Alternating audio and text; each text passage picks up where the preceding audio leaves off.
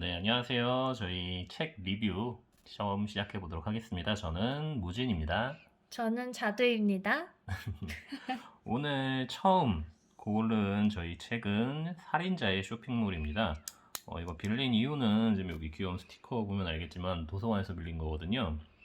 좀 얇아 보이고 처음 시작하는 거라 좀 쉽게 빨리 읽을 수 있는 책이면 좋지 않을까라는 생각으로 한번 골라봤어요. 그리고 전체적인 줄거리도 조금 매력적인 것 같았어요. 그리고 뒤쪽에 이제 대략적인 예시를 보면 뭔가 갑자기 일상생활에서 엄청 미스터리한 일에 빠지는 그런 듯한 내용이더라고요. 그래가지고 그 뒷면을 보고 좀 괜찮지 않을까 하는 생각으로 골라서 읽어봤습니다. 사실 사전 정보 없이 고른 거예요. 자, 보기 전에 자두씨 책의 인상은 어땠나요?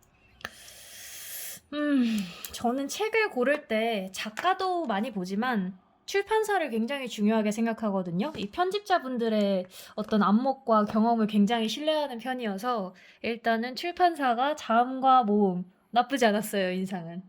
나쁘지 아하. 않다고 생각을 했습니다. 이거는 뭐 제가 뭐 출판사를 잘 알고 뭐 그렇다기보다도 그냥 여태 이 출판사에서 나왔던 소설들을 봤을 때 인상이 나쁘지 않았기 때문에 뭐 그렇게 판단을 했고요. 그리고 첫인상을 결정하는 또 가장 중요한 게 저는 출판사와 이 책 디자인이에요.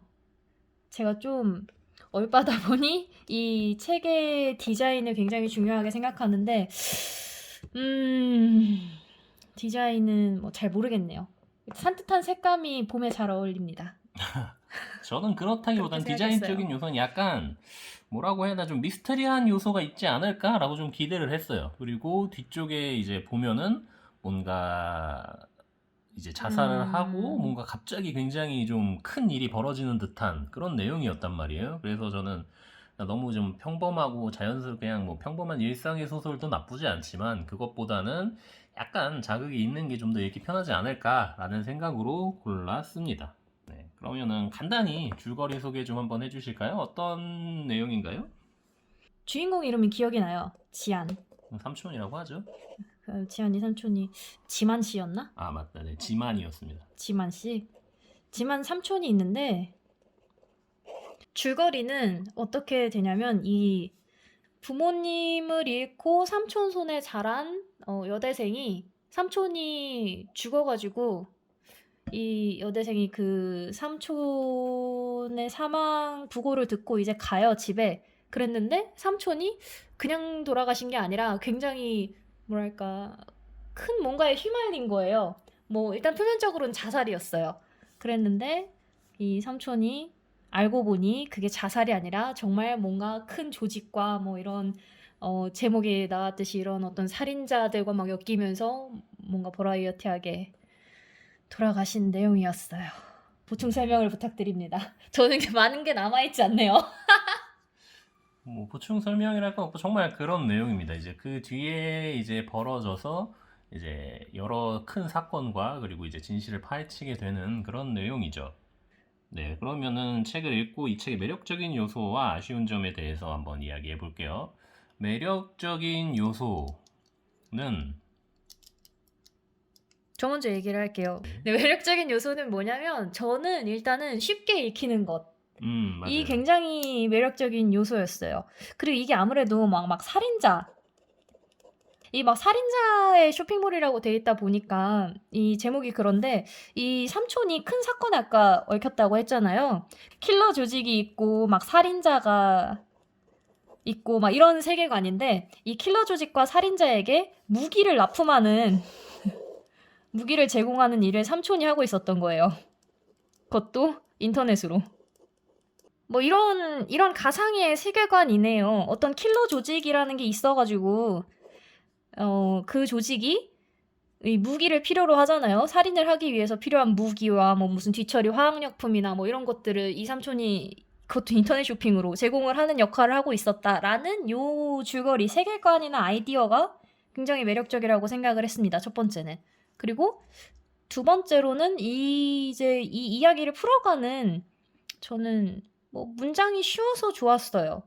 일단 문장이 굉장히 난해하고 막 한 문장에 수식이 여러 개가 막 붙고 제가 잘하는 건데 말할 때 이러면은 일단 좀 듣기가 불편하잖아요. 듣거나 뭐 읽기가 불편한데 그런 부분이 없이 그냥 짤막짤막 명료하게 딱 떨어지는 문장이라 굉장히 읽기 쉬웠습니다. 실제로 읽는데 시간도 그렇게 많이 걸리지 않았던 것 같아요.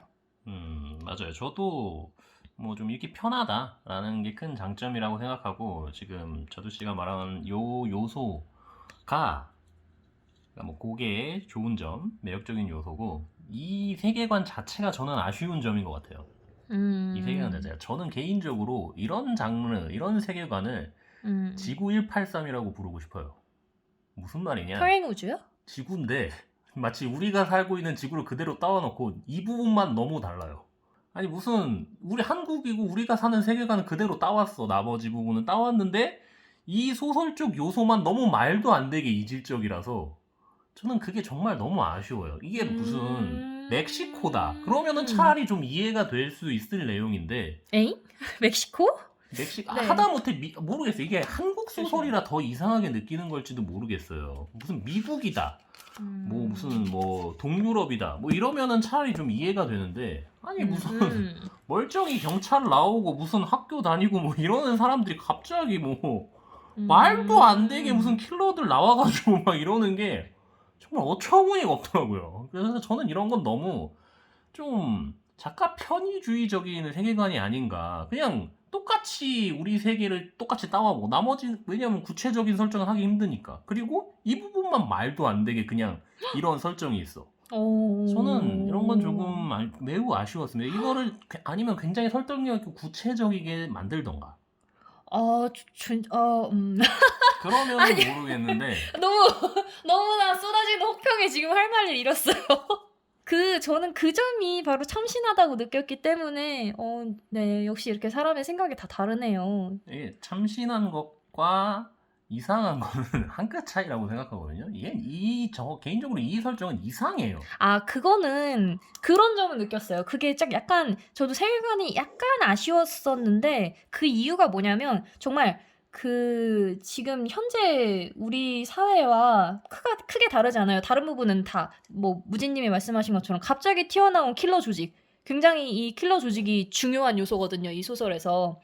거의 이 킬러 조직과 뭐 이런 인쇼를 어디서 하냐면 참 다크웹에서 한다. 약간 이런 다크웹 같은 거를 현실에 있는 것들을 좀 차용해가지고 여기서 이게 이렇다면 어떨까 하고 딱 한 부분만 바꾼 거예요. 맞아요. 근데 그 부분이 마음에 안 들어 하셨는데 그러니까 마음에 안 드는 게 아니에요. 그러니까 이런 설정이 마음에 안 드는 게 아니라 이런 설정을 설득력 있게 그려내지 못했다는 거죠. 그러니까 저는 개인적으로 이런 설정은 영화나 뭐 애니메이션 뭐 이런 장르에 잘 어울린다고 생각해요. 왜냐하면 뭐 예를 들면 그런 영화들 많잖아요. 뭐 톰 크루즈 나와가지고 막 총 쏘고 막 하늘 날아다니고 뭐 이런 거. 사실 그것도 굉장히 편의주의적인 설정이잖아요. 우리 세계랑 똑같고. 딱 그거 생각나네요. 이 킬러 조직하면 네. 그거 뭐지? 개와 아내를 죽여서 조닉. 맞아 그러니까, 조닉. 그러니까 그런 느낌인데. 두 가지 좋아요. 하는데 하나는 그 미션 임파서블 미션 같은 임파서블. 그런 종류의 약간 이 미션 임파서블 007 같은 네. 그런 거는 굉장히 편의주의적이죠. 그런 설정이 있다. 무슨 뭐 여러 가지 개량된 무기들이 있다. 막 그러잖아요. 근데 최대한 설득력을 하려고 노력해요. 과학 기술이라던가 뭐 이런저런 걸 통해서 최대한 그럴듯하게 표현하고 조닉 같은 경우에는 완전히 판타지죠. 그거는 그거는 지구 같지 않아요, 사실. 조닉만 보면은. 조닉이 어디가 지구야? 완전 지구인데. 아니, 물론 조닉 같은 경우에 보면은 물론 무슨 뭐 건물이나 그런 건 지구지만 거기에 있는 뭐 설정들이나 킬러들을 보면은 전혀 아무런 우리가 사는 세계와 관련이 없어 보이기 때문에 오히려 쉽게 받아들일 수 있는데 이 소설 같은 경우에는 그러니까 배경이 한국이라서 제가 더 이상하게 느끼는지도 모르겠어요. 차라리 외국 영화가 이런 내용이었다 그러면은 신기하네 하고 받아들였을 텐데 너무 익숙한 풍경에 갑자기 이상한 게 있으니까 더 이상하게 다가왔던 것 같아요, 저는. 무진님이 아쉬움을 느끼는 부분이 이 이상한 부분을 충분히 설명을 해주지 못했다. 그러니까 이 이상함이 이 환경에 충분히 녹아들지 못했다는 게 불만이. 그래요. 저는 이 부분이 매력적이라고 느껴졌어요. 정말 다른 건 다 익숙하니까 이제 추가적인 이해가 필요 없고 그냥 새로운 사건 뭔가 이렇게 잔잔한 물 위에 던져진 돌, 물 막 파동이 일어나는 게 재밌다. 그냥 그걸 보고 즐기면 되는 거 아닌가요? 전 짧은 소설이라 뭐 저는 그렇게 느꼈습니다. 맞아요. 그 파동이 부분이 또 일어나는 게 매력적이었어요. 즐거운 건데 음. 돌을 안 던졌는데 파동이 일어나니까 기괴하다는 거죠. 그렇게 생각했구나. 그럴 수 있죠. 그럴 수 있습니다. 저는 뭐 이게 그 돌이라고 재미있는 모양의 돌이 던져졌다고 생각이 들었습니다. 저는 이 설정만으로도. 뭐 저도 이 설정은 매력적일 수 있지만 이 표현이 너무 아쉬웠다. 너무 짧은 거에 많은 이야기를 넣은 게 아닌가 그렇게 생각합니다. 알겠습니다. 좋아요. 그럼 이제 마지막으로 인상적인 대사, 가장 인상적인 대사와 평점 한번 매겨보도록 하겠습니다. 저부터 할게요. 저의 가장 인상적인 대사는 중간에 이제 크게 이제 액션 씬이라고 해야 되나? 액션이 있습니다. 있죠. 그 액션을 보면서 브라더란 캐릭터가 나와요. 나오죠. 네, 브라더란 캐릭터가 하는 대사. 그 누구냐? 혼다 동생. 네, 브라더란 캐릭터가 나오면서 이런 대사를 합니다. 뭐예요?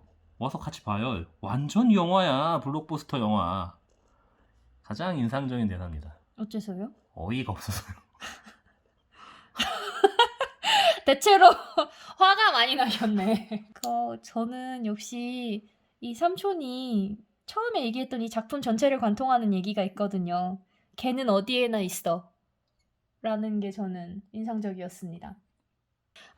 그게 저는 이 대사가 왜 좋았냐면은 결국에는 이 개라는 게 뭐 여러 가지 의미가 있을 수 있겠지만 저는 또 책을 읽으면서 의미 부여를 하는 걸 굉장히 좋아해가지고 이 킬러 조직에 대해서 보이지 않는 어떤 삼촌이 개는 어디에나 있어. 그러니까 개를 조심해야 돼. 차라리 짖는 개는 안전해. 걔는 나를 보고 무서워서 짖는 거니까. 그러니까 개들을 짖게 만들어야 돼. 뭐 이런 얘기를 하잖아요. 그 뒤에 이어서. 근데 이 개라는 게 어떻게 봤냐면 저는 처음에 이게 이렇게 명랑소설인 줄 모르고 어떤 삶의 시련과 아픔, 뭐라 해야 되나, 삶의 고난들이 나에게 언제나 닥쳐올 수 있다. 그때 내가 똑바로 이 눈을 마주치고 끝까지 싸워내야지 내가 겁먹고 물러서선 안 된다는 그런 의미의 개인가? 맞아요. 누가 봐도 그런 내용이에요. 했는데 근데 갑자기 명랑소설로 뒤에 막 킬러 조직이 나오고 막 무슨 뭐 다크웹보다 더 다크웹 뭐라고 하죠? 아무튼 여기보다 더 깊은 다크웹 뭐 심해에서 뭐 이런 인쇼가 있고 뭐 반타다크인가? 바빌론 반타다크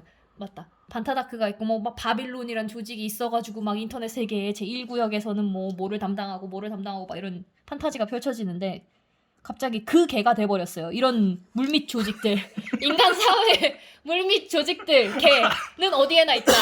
그러니까 이런 의미로 갑자기 저는 보이더라고요. 그러니까 이게 그런 약간 거였나? 그런 거였어요. 그러니까 이 작품 전체를 관통한다고 생각을 했어요. 뒷부분에 웃기게 나오는 게 지한이가 그동안 삼촌한테 배웠던 어떤 비밀 수련들 삼촌이 자기가 아니 필요하니까 비밀 수련도 아니야. 그게 뭐야? 아무튼 삼촌이 필요하니까 해더라고 했던 게 알고 보니 이 조직에 맞서기 위한 뭐랄까 이 조직에 맞서서 자기 일신을 지키고 생활을 보호하기 위한 뭐 그런 것들이었단 말이에요. 그게 너무 어쨌든 이 작품을 관통하는 대사라고 생각을 했습니다. 그래서 걔는 어디에나 있어 라는 삼촌의 대사. 네, 좋습니다. 제 이 책의 평점은 별 5개에 1개 드리겠습니다. 저는 큰일 났네. 무진 씨 목까지 제가 줘야 될 것 같아요. 아니, 안 그러셔도 돼요. 그래서 저는 5개 만점에 저는 3개 3개짜리 아닌데 어떡하지? 그게 더 나빠. 아니 3개 하면서 3개짜리 아닌데 더 나빠. 3개짜리가 아닌데. 아니 뭐 그냥 생각하는 대로 하세요. 그럼 솔직히 1개 반이요.